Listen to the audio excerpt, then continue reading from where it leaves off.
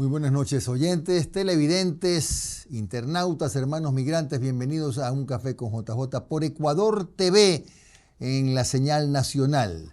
Hoy nos acompaña el abogado Pedro Moreira Peña. Él es constitucionalista y penalista, máster en criminalística y ciencias forenses, docente de posgrado, autor de obras jurídicas, para conversar sobre las herramientas para luchar contra el lavado de activos. Gracias, Pedro, por estar con nosotros. Y esto de hablar de lavado de activos otra vez, un poco más que salir a la luz, se fortalece, suena más, tiene más volumen por lo que ocurrió hace pocos días en Mocolí cuando fue asesinado alias El Marino, ¿no? Y han empezado pues a aparecer nombres de presuntas personas que tienen que ver nexos o involucrados en San Borondón, que supuestamente pues era una isla de paz y no pasaba nada. Esto es un llamado de atención, ¿no? ¿Qué se debe hacer para combatir el lavado de activos, que es un problema que se arrastra desde hace muchos años? Licenciado Jairala, buenas noches, gracias por la invitación, gracias a todos quienes sintonizan este programa número 72. Así es. Y pues nuevamente gracias por el espacio. A ver, esto no solamente es un llamado de atención, es un letrero de neón pues, del tamaño de la catedral, porque son situaciones que se han venido sucediendo desde hace mucho tiempo atrás, que necesitan que ocurran hechos como estos para discutirlos, y lastimosamente en este país siempre un escándalo tapa al anterior y así venimos viviendo los últimos años.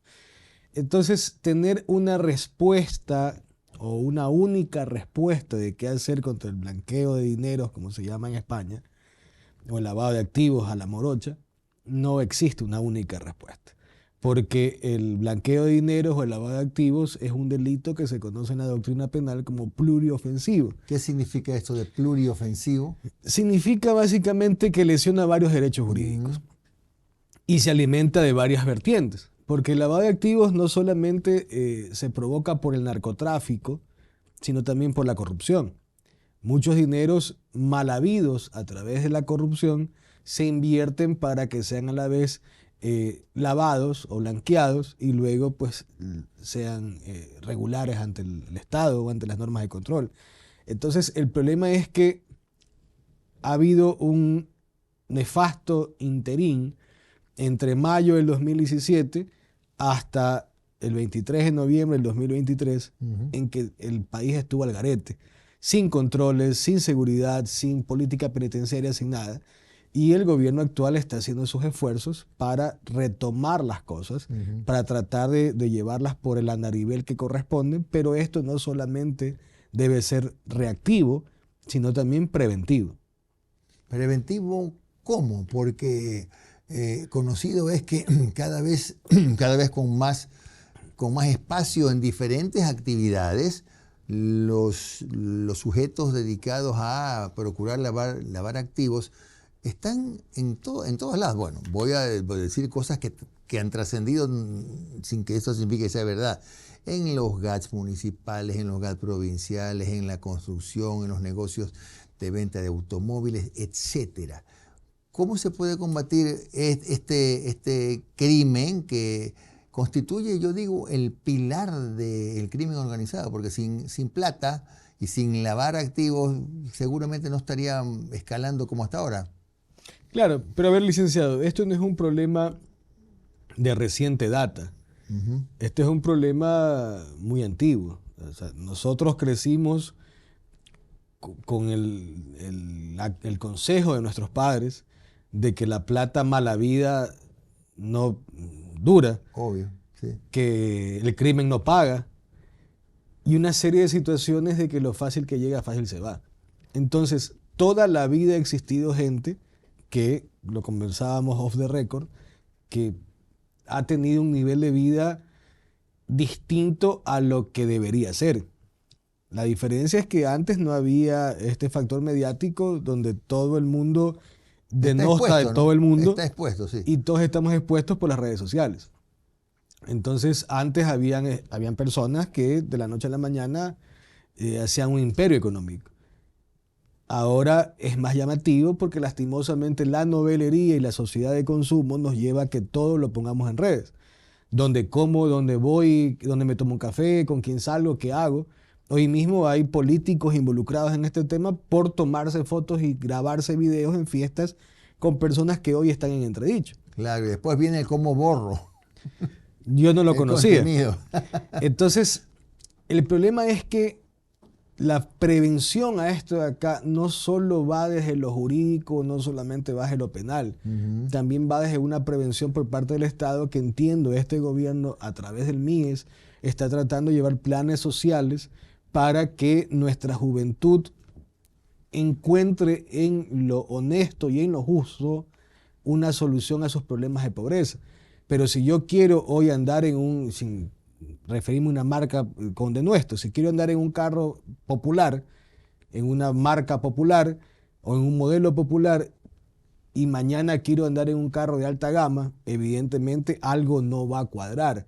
Si yo gano $1,000 al mes, pero me tomo fotos todos los días en centros comerciales de la vía San Borondón y compro almuerzos de $20, algo no está cuadrando en mi realidad. Entonces, toda esta situación, por quienes están vinculados en este suceso de los días anteriores en Mocolí, activa las alarmas, pone el letrero de neón, pero sin embargo es una situación que ocurre todos los días, todas las semanas en la vía San Borondón, todas las semanas en los alrededores del epicentro nocturno y farandulero de San Borondón, que todos sabemos dónde queda y dónde es. Claro, bueno, no sé si decir en buena hora, ¿no? Pero ya se desmitifica aquello de que todas las actividades narcodelictivas del crimen organizado reposaba o tenía sus guaridas en los sectores populares de las ciudades, en este caso de Guayaquil. Más bien digo yo, en estos sectores donde por supuesto hay violencia, sí, la violencia gira alrededor de delitos como microtráfico, pero los delitos grandes, digamos, los que usted describía, más bien están en otros estratos de la sociedad, ¿no? Pero es que el narco es aspiracional también.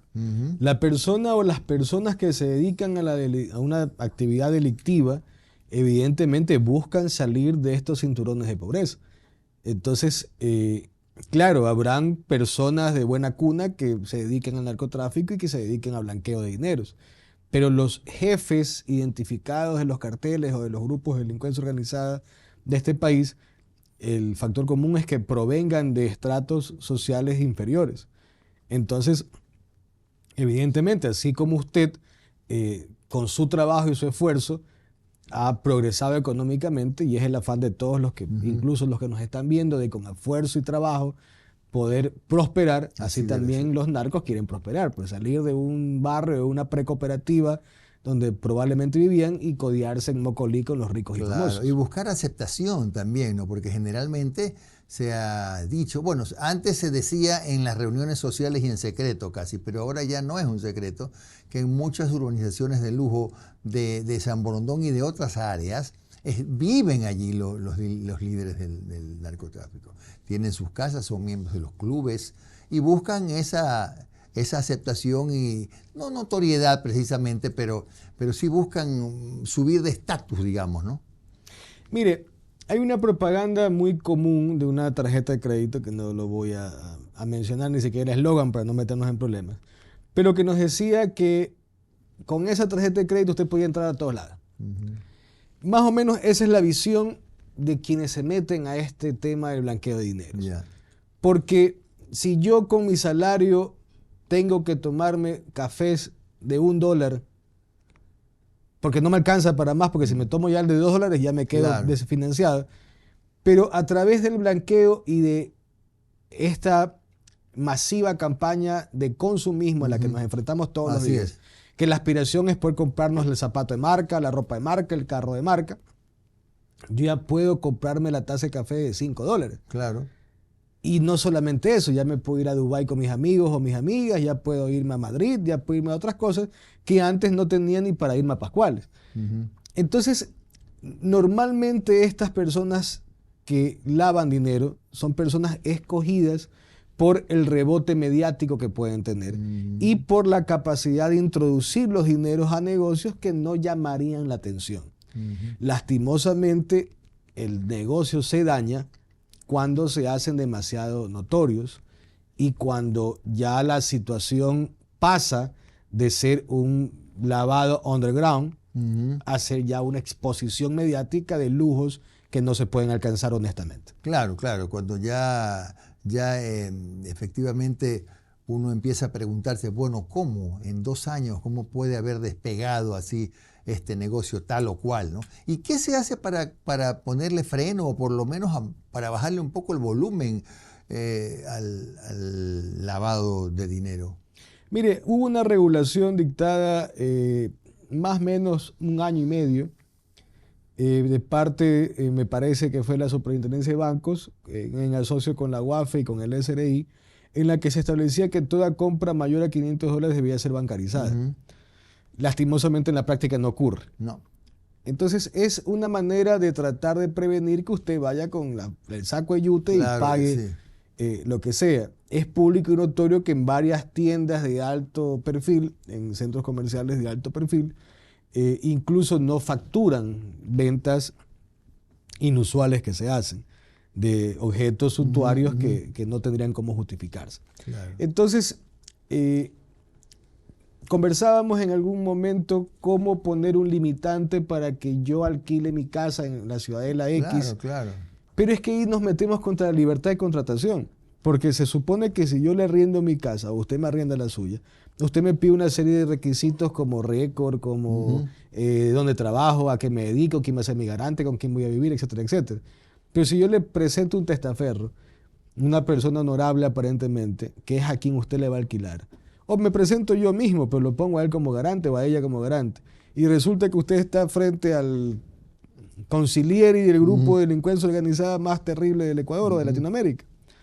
Usted como dueño de casa sabe si yo soy o no soy un mafioso o soy o no soy un político corrupto. Pero esto es un tema interesante del que hablaremos en el siguiente bloque con nuestro invitado, el abogado Pedro Moreira Peña. Y también hablaremos de otros casos que no exactamente tienen que ver con lavado, pero sí de alguna manera, con el crimen organizado, la cercanía con el crimen organizado, otras actividades. Ya regresamos.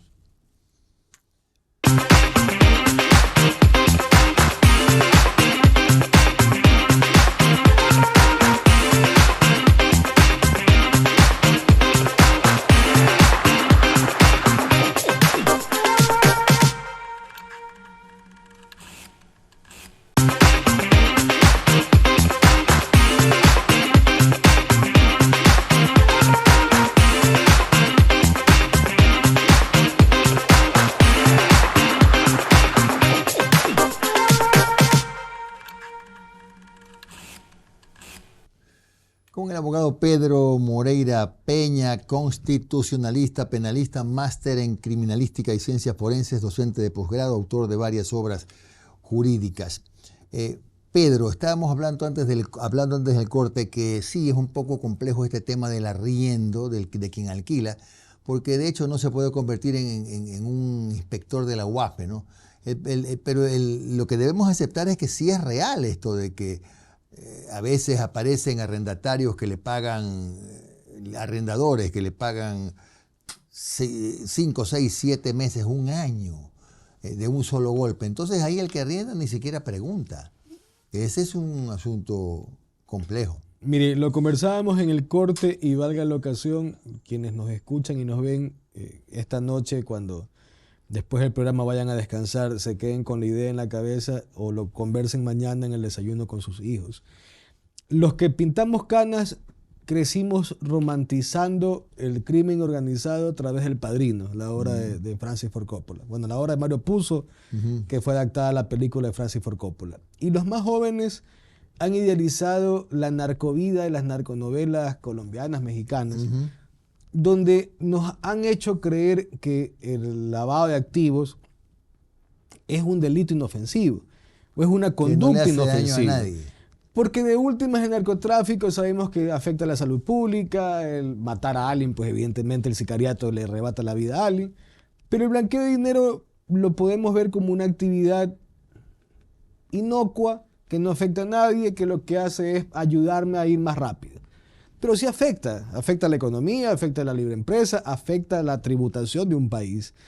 Entonces, este tema del blanqueo no solo está en los temas de arriendo, está en los equipos de fútbol, está en el deporte, está en la política, está en todos lados. Incluso ahora hablan hasta de estudios jurídicos que participan de la actividad de blanqueo de dineros. Es correcto, sí. Entonces es una situación que está enquistada en la economía ecuatoriana y es políticamente incorrecto decirlo, pero hay que mencionarlo.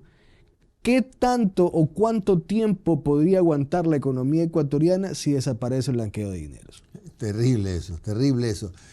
Abogado, no es que estamos diciendo que hay que normalizarlo, ¿no? O sea, verlo como algo normal, porque no es normal. No, desde luego que no es normal, es una actividad delictiva que está sancionada y reprimida en el COIP, está regulada por la UAFE, por el SRI, por los organismos. ¿Y qué más puede hacer la UAFE? Porque sí hay muchas medidas. A veces hay gente que se fastidia porque va a ser un depósito tal y el banco le pide casi que le declare bajo juramento lo que va a depositar y cuál es la procedencia. Pero, ¿qué más puede hacer la UAFE? Mire, la UAFE, para quienes no saben, significa Unidad de Análisis Financiero y está reglada por organismos internacionales, por la GAFI, y pues esto tiene los Estados Unidos puestos los ojos encima de esto. O sea, no es que nosotros nos inventamos el control. Claro, claro. Y la UAFE trabaja bastante bien. Claro. Hay actividades que a veces la UAFE incluso los exagera. Por ejemplo, usted tiene una cuenta en el banco A y otra cuenta en el banco B, suyas. Y usted lo que hace por diferentes razones para pagar los servicios básicos, pasa de una cuenta a la otra. Normal. La UAFE a veces lo registra como un movimiento inusual y le pregunta por qué si usted tenía, me invento, $5,000 en la cuenta A y tenía 2,000 en la cuenta B, luego tiene 3,000 acá y tiene 4,000 acá y claro, como así. Claro.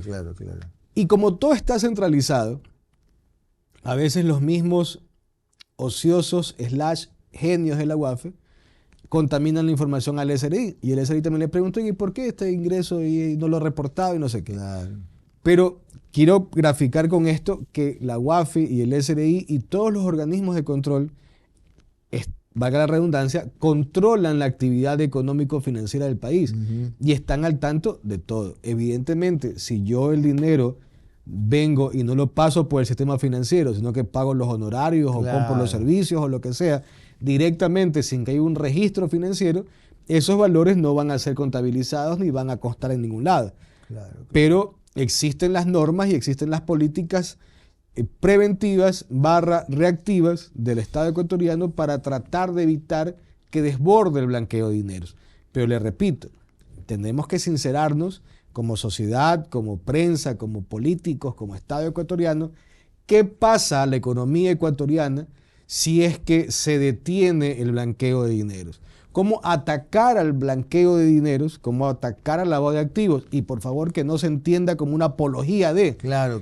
Pero si nosotros... ¿Qué pasa si sacamos el dinero del blanqueo de la economía ecuatoriana? Por supuesto, porque mire, no es un secreto para nadie que la economía del mundo está paralizada. No se diga la economía ecuatoriana. Desde antes de la pandemia, ya en el año 2019, la economía venía tambaleando. Con la pandemia se agudizó, no solo la de Ecuador, la del mundo. Entonces vivimos en un país con una economía apretada, con una economía comprimida. Sin embargo, usted ve que cada vez hay más proyectos inmobiliarios donde una casa cuesta más de $150,000. ¿De quién los compra? Si el sueldo básico, pero se venden. Entonces, si el sueldo básico en este país no llega a $500 y los créditos que dan las entidades financieras son muy difíciles de conseguir. Entonces, ¿quién compra una casa de 40 metros cuadrados en $150,000 en un barrio o en una ciudadela recién construida? Y cada vez construyen más ciudadelas y más centros comerciales y vienen más cantantes. Ahora viene el Inter de Miami con Messi, la entrada cuesta de la experiencia Messi como $500 y ya no hay. Entonces, eso es golpearnos o darnos una bofetada y decirnos que el blanqueo de dineros está en nuestra vida diaria. Claro. Y lastimosamente las acciones estatales no alcanzan para evitarlo. Es que ha ocupado demasiados espacios, ¿no? Y interesante lo que dice respecto de ese crecimiento exponencial, por ejemplo, en la construcción, que yo tengo muchos reparos al respecto. A ver, otro asunto que tiene que ver no con el blanqueo, pero sí con el crimen organizado.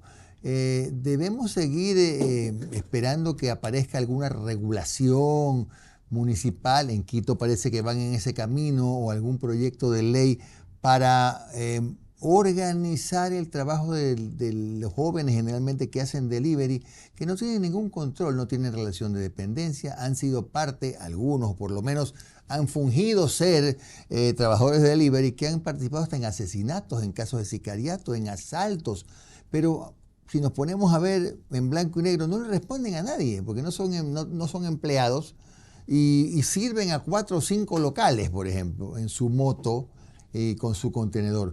¿Qué se puede hacer para regularlos y que la gente esté un poco menos intranquila en este sentido?